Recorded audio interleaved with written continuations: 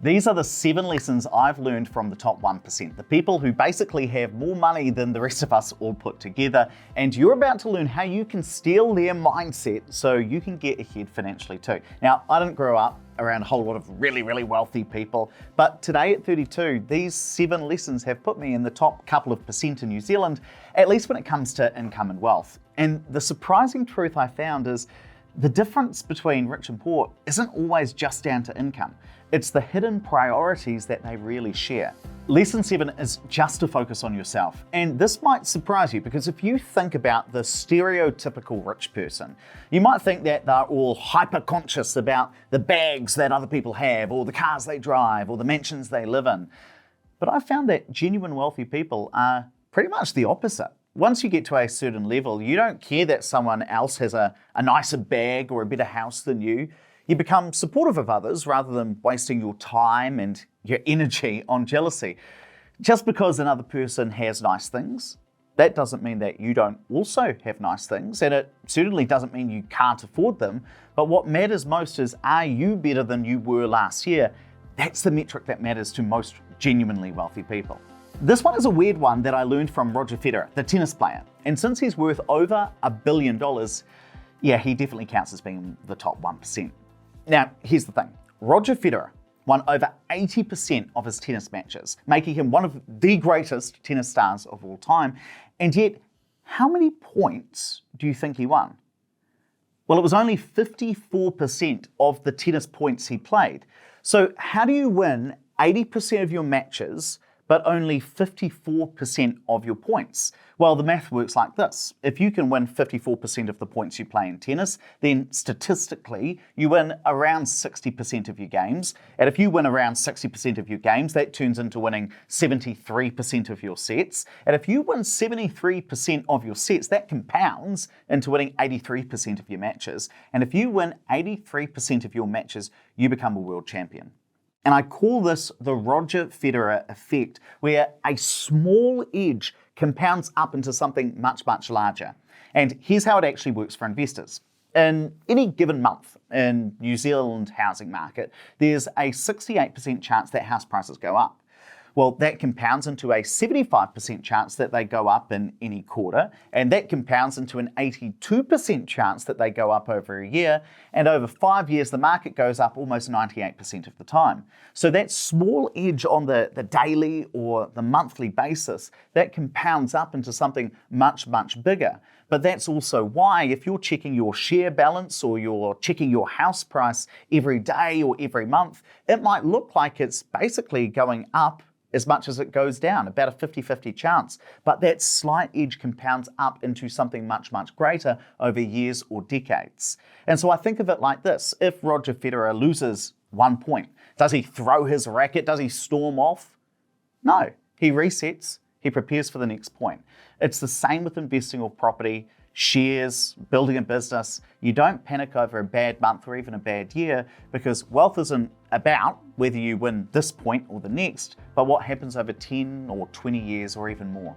Warren Buffett is one of the richest men who ever existed in the history of the planet. But he's not wealthy just because he's naturally a great investor, but of course he is. It's because literally since he was a child, becoming a great investor was his top priority. And that is lesson number 5, that building real wealth doesn't happen by accident. It has to be among your top priorities. And the truth is, for most people, it's just not. A lot of people wish to be wealthy, they don't want to be wealthy. And here's the difference. Wishing to be wealthy means you dream about it, you think about it, but you never do anything about it. People who want to be wealthy, on the other hand, they do something about it. They make wealth building a top priority, because if you really want something, you do what it takes to get there. Now, I'll never be one of those people who say to you, you should never watch Netflix, you could never take a night off, you just have to work and focus on building wealth.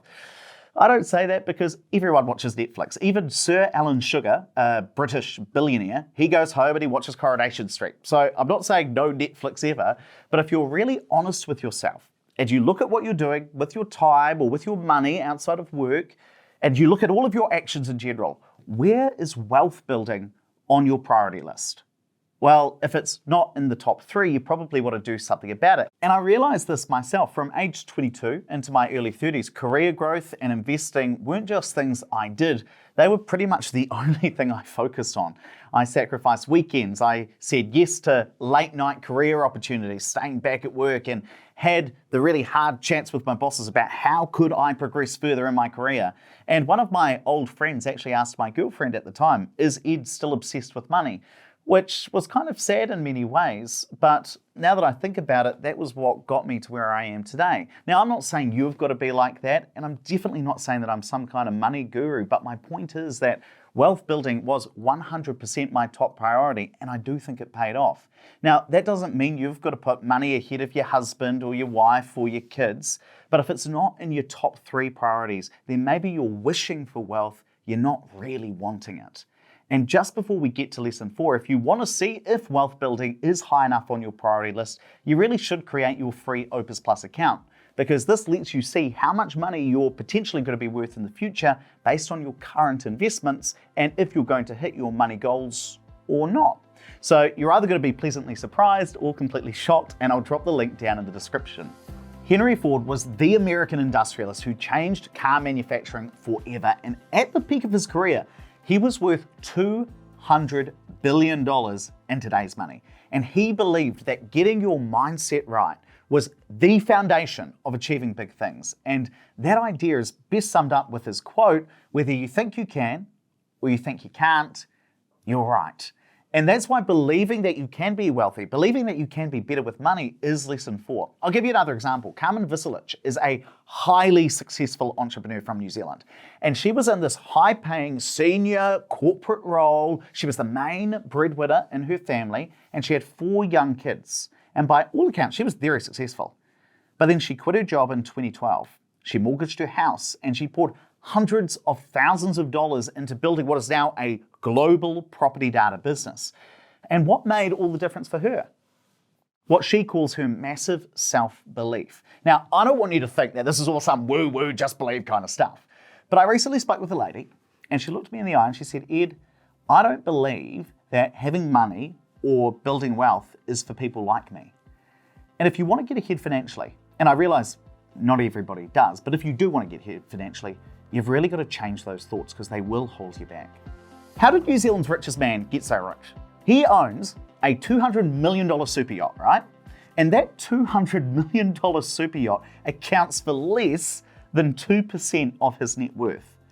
Well, it was the willingness to take on debt is what turned Graham Hart, formerly New Zealand's richest man, from a 15-year-old panel beater who left school early into a man who is now worth $12 billion. And the way this worked is he'd buy a company, and let's say it was worth $1 billion, just for simple numbers. He might put in $100 million worth of his own money and borrow the other 90%, the other $900 million. Then he'd get to work doubling the value of the company. And if he could do that, if he could turn that company from worth $1 billion to $2 billion, well, he used just $100 million, which I know I just said just $100 million, it's a lot of money, but he turned his $100 million into an extra $1 billion, all because he used debt the right way. And whether they realize it or not, a lot of Kiwis use a similar strategy, borrowing money to invest in property. You use someone else's money, in this case the banks, and that lets you buy a much more expensive asset than you could on your own. But then there's the twist. You get to keep any of the upside. So if your house doubles in value, you keep that increase. It doesn't go to the bank. Though it can be a double-edged sword because if property values go down, you keep that decrease too. But when speaking to some students at Otago University, this was a few years back, Graham Hart's advice was buy as big as you can, borrow as much as you can, and then work the asset as hard as you can. Now that's not to say be done with debt. I'm really saying that some people need to move away from the idea that all debt is bad, because the 1% have this idea that if you use debt the right way, it can certainly pay off. Let me ask you this. What would you do if your boss gave you a $5,000 bonus tomorrow? Stop. What are you thinking right now? Now, if you're thinking about a flashier car, a new couch, a weekend ride to Tonga, stop. That could be the reason, right there, why you're stuck financially. Because if you get some unexpected cash, some unexpected money, and your first thought is, how do I spend it? it's going to be quite difficult for you to get ahead, at least money-wise. The wealthy play quite a different game. If you give them an extra 5 grand, it probably gets invested in assets like shares or property, maybe a business, things that earn a return. You see, most people think that getting rich is about earning more, but this example shows that you can get some extra money, and if you don't spend it on assets that build your wealth, you're potentially going to be in trouble. Because if you take any extra money you get and then spend it, you're no better off financially. In fact, technically your net worth went down because you had cash, which is an asset, and then you spent it. Whereas if you instead took it and you invest it, you preserve your net worth and then increase it over time as share and property prices go up. And that leads to a very uncomfortable truth. Earning more doesn't make you rich. Owning assets does. Average people spend their money. Wealthy people, they set aside money to buy assets that increase in value. And that's one of the reasons why the gap between the average Kiwi and the wealthy keeps widening. The wealthy funnel more and more money into assets. The average Kiwi funnels more and more money into lifestyle. Now, I get that it is so much easier to save. It is so much easier to invest. It's so much easier to have surplus cash when you already have a high income and when you already have a lot of money. But the lesson is still true. And this is the most important lesson that everyone should learn. Let me give you a picture of the average Kiwi life. You go to school, you get a trade, or you go to university, you start flatting, you have a good time with your mates, eventually you settle down. You get married, you save for a house deposit, you buy the home, you pay off the mortgage over 30 years, you send the kids to school, and one day you retire and you live in your mortgage-free home and just live off the pension. Well, there's nothing wrong with any of those things individually, but if you follow that script, step by step, if you do the same as everyone else, you will get the same result that everyone else gets. And in New Zealand today, the average result, I've got to be honest, is not that great. Nearly half of Kiwis don't think they'll have enough to retire comfortably, and over the last 3 months, the total amount of savings in New Zealand actually went down. The average Kiwi went backwards. And so the lesson is you've got to deviate away from what's normal. You've got to deviate from the norm, which is just a fancy way of saying do stuff that other people either don't or perhaps aren't willing to do. And I'll give you a really weird example that basically changed the whole path of my career. Back in 2016, I wanted to get a job at ASB, and I'd applied for a job that needed like 7 to 10 years experience, and I had 2 at most. And so I'm like, well, how am I going to try and get in front of these recruiters? I've got to deviate from the norm. So instead of sending in a CV, which I did, but instead of just doing that, I ran some Facebook ads targeting ASB employees. And my whole idea was that I would try and get like people who already worked for ASB to recommend me to their HR department so I could get an interview. Now, it was quite unusual, but it got me noticed and it worked because I got an interview with 3 recruiters at ASB. And while I didn't end up working there, I did start getting job offers from different businesses who saw something that was quite unique, and that set me off in a completely different direction. Later on, I started a podcast when basically no one in New Zealand, or hardly anyone in New Zealand, was doing that. And one of my first guests was Prime Minister Bill English, and he came on before I'd even launched that podcast. Now, I didn't know it at the time, but doing a podcast, which nobody was doing back then, that set me up to do what I do now. And I share these stories to show you that if you tread a different path, you can get a different result. And I think the wealthy constantly ask, well, if everyone is going off in this direction, maybe there is an opportunity over here. And you can even ask yourself, what am I doing this year that's different from the people around me? And that's why the number one lesson is to deviate away from the norm.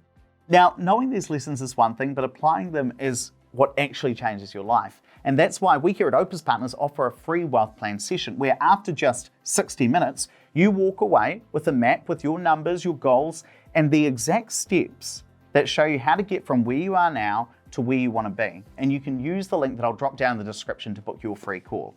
And if watching this has you questioning whether you're actually on track, then you really should watch the next video where I break down the 5 signs that you're financially behind and exactly how to fix them. Click here to watch it now.